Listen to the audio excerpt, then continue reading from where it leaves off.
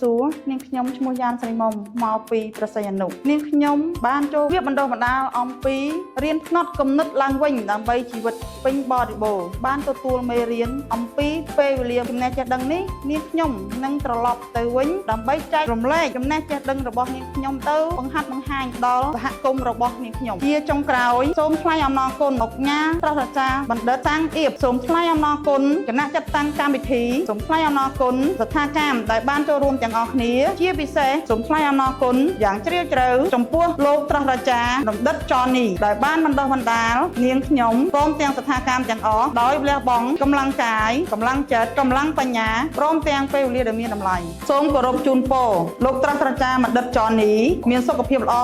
បរិបូរណ៍មានកម្លាំងមាំមួនមានអាយុយឺនយូរមានទ្រព្យសម្បត្តិស្រុកស្ដំនិងកិត្តិយសឧត្តមឧត្តមព្រមទាំងសម្រេចជោគជ័យគ្រប់ភារកិច្ចសូមអរគុណ